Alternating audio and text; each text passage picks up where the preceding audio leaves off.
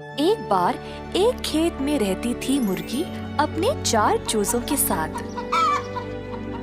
चारों में से एक थी लाल चूजी। वह थी तेज और चुलबुली सी। चूजी थी बहुत जिम्मेदार और घर का कामकाज भी संभालती थी।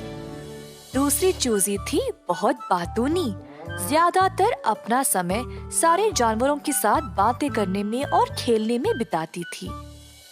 तीसरी चूजी को केवल अपनी खूबसूरती की चिंता थी। कोई काम नहीं करती और बस अपना समय केवल अपने पंखों को संवारने में और नाखून साफ करने में बिताती थी। चौथी थी निद्रालु। किसी भी जगह उसको नींद आ जाती थी। हर रोज लाल चूजी अपनी माँ के साथ जाकर अनाज और बीज ले आती थी। बाकियों को जब भी मदद के लिए बुलाते, कोई आगे आता ही नहीं।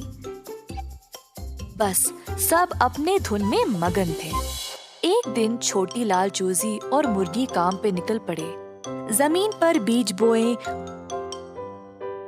पौधों की कटाई की और मिल पर ले गए रोटी का आटा बनाने के लिए। जब मुर्गी और लाल चूजी बीज और रोटी लेकर घर वापस आए तो बाकी के 3 चूजे दौड़ते हुए आए और सब कुछ खाने लगे। ऐसा कई हफ्तों तक चलता रहा। रोज मुर्गी और छोटी लाल चूजी मेहनत करके खाना ले आते और बाकी के चूजे सब कुछ खाकर मजे लेते थे। छोटे चूजे अब बड़े हो गए पर कुछ नहीं बदला। मुर्गी अपने बच्चों का व्यवहार देखकर दुखी थी। माँ, आपके बुरा मानने से ये 3 बदलने नहीं वाले। हमें इस समस्या का हल निकालना पड़ेगा। हाँ मेरा बच्चा, तुम सही हो, पर इनको बदलने के लिए क्या किया जाए? माँ, मेरे पास एक योजना है। छोटी लाल मुर्गी ने माँ को अपनी योजना सुनाई। हर रोज अब काम के बाद वे खाली हाथ आने लगे। 3 दिनों तक बाकी 3 छोटे मुर्गी भूख से परेशान हो गए। पहली मुर्गी बहुत बातचीत करती थी पर अब खाने के बिना एक शब्द भी बोल नहीं पाई। दूसरी मुर्गी इतनी कमजोर पड़ गई कि अपने पंखों को संवार भी नहीं पाई। तीसरे दिन तक किसी को भी भूख के कारण नींद भी नहीं आई। बेसब्री से अपनी माँ का घर आने का इंतजार कर रहे थे। जब मम्मी मुर्गी वापस आई तब तीनों छोटे मुर्गी माँ के पास दौड़े खाना मांगते हुए। सिर्फ मैं और तुम्हारी बहन रोज इतना सारा खाना नहीं ला पा रहे। इतना काम करने के लिए केवल हम दोनों काफी नहीं है। अगर तुम सब भी मदद करोगे तो काम आसान हो जाएगा। तो कल से तुम तीनों भी हमारे साथ काम पे चलोगे। ऐसा कहकर मम्मी मुर्गी ने तीनों को रोटी का एक-एक टुकड़ा दिया। उस दिन से बाकी के 3 छोटी मुर्गियां भी अपनी माँ और बहन के साथ काम पे जाने लगी। अपनी आलस्य छोड़कर मेहनत से काम करने लगे। मम्मी मुर्गी उसके परिवार में ये बदलाव देखकर बहुत खुश हो गई। छोटी लाल मुर्गी भी खुश थी कि उसको अपनी बहनों के साथ समय बिताने का मौका भी मिल गया। जिम्मेदार रहे, मेहनत का परिणाम अच्छा ही होता है। एक जंगल में एक बाघ रहता था। उससे अब शिकार नहीं होता था क्योंकि वो बूढ़ा हो गया था।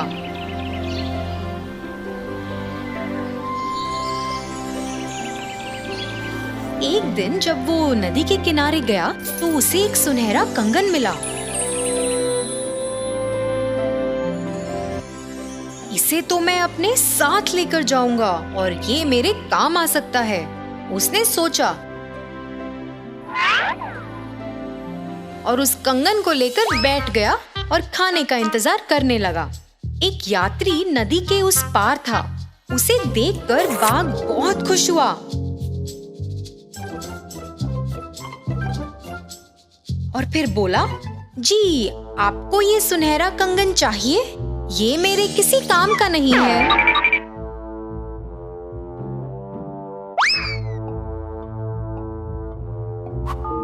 ये सुनते ही वो सोच में पड़ गया। ये तो सचमुच सोने का कंगन है, पर वहाँ तो एक बाघ है। वो बहुत खूंखार है। हाँ, मुझे ये कंगन चाहिए, पर मैं तुम्हारी बातों का भरोसा कैसे करूं? तुम सही कह रहे हो। मैं पहले बहुत बुरा था, पर अब मैं बदल गया हूँ। एक संत ने मुझे अच्छे के लिए बदल दिया है। अब मैं किसी को हानि नहीं पहुंचाता, बाघ बोला। मगर अगर मैं वहां आऊंगा, तुम मुझे सूंघोगे और फिर संत को भूल के मुझे खा जाओगे। यात्री बोला, हाँ, मगर मुझे तुम्हें खाना भी हो तो भी मैं नहीं खा सकता, क्योंकि मैं बूढ़ा हो गया हूँ। तो तुम डरो मत, यहाँ आओ और इस कंगन को ले लो, बाघ बोला। ये सब सुनकर यात्री ने सोचा कि वो नदी के उस पार जाकर कंगन ले लेगा। यात्री नदी में गया और जाते ही बीच में फंस गया और फिर मदद के लिए बाघ को देखते हुए चिल्लाने लगा। फिर एकदम वफादारी से बाघ बोला, हे भगवान, तुम तो फंस गए, मैं आता हूँ और तुम्हें बचा लूंगा। फिर अचानक उस बाघ ने अपना असली रंग दिखाया और अपने लड़ाकू रूप से उस आदमी पे हमला बोल दिया और नदी में छलांग लगा दी। फिर क्या, इससे पहले कि उस यात्री को अपनी गलती का एहसास हो, उस पर हमला कर उसे खा गया। लालच में किसी खतरनाक व्यक्ति पर भरोसा करने से हमें बहुत सी मुसीबतों का सामना करना पड़ सकता है। एक अनोखे गांव में रहते थे एक खुश मोटे मोटे आलुओं का परिवार। परिवार में थे 4 सदस्य, मम्मी आलू, डैडी आलू और 2 भाई टिंकू, चिंकू। डैडी आलू पढ़ाने जाते थे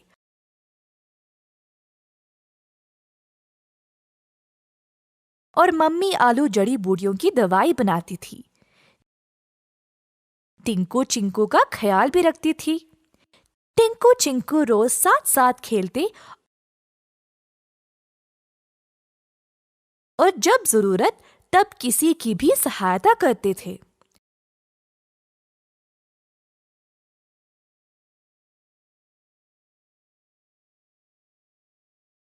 जब तक वे घर वापस आते देर हो जाती थी और मम्मी आलू चिंतित हो जाती।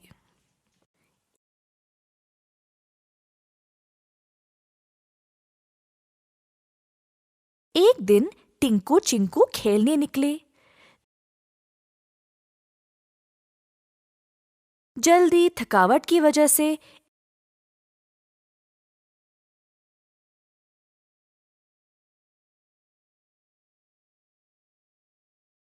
एक सब्जी की टोकरी में गिर पड़े।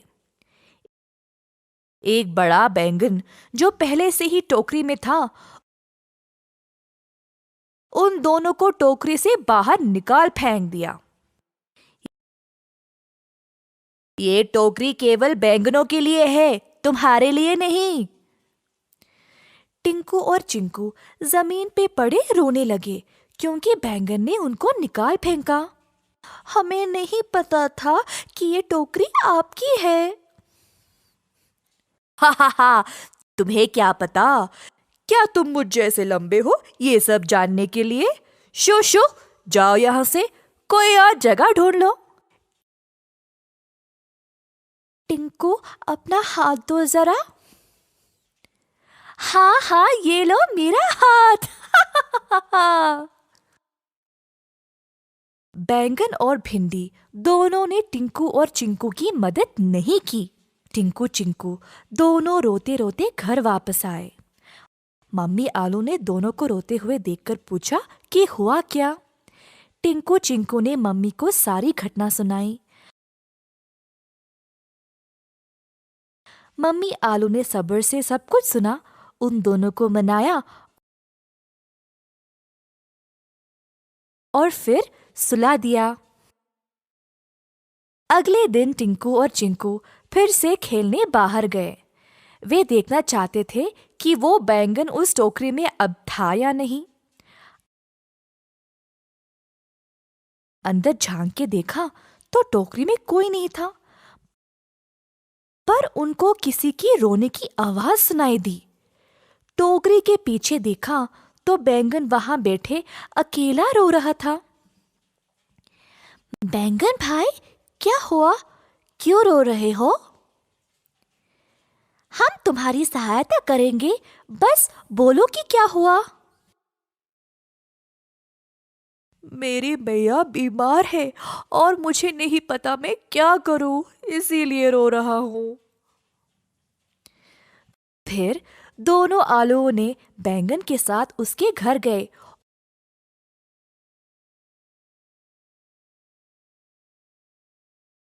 और उनको बीमार बैंगन की मां को देखकर बुरा लगा।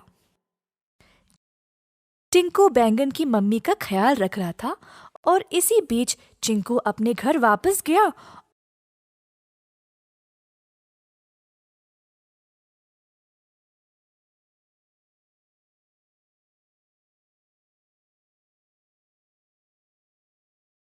और उनके लिए एक उचित दवाई लाई।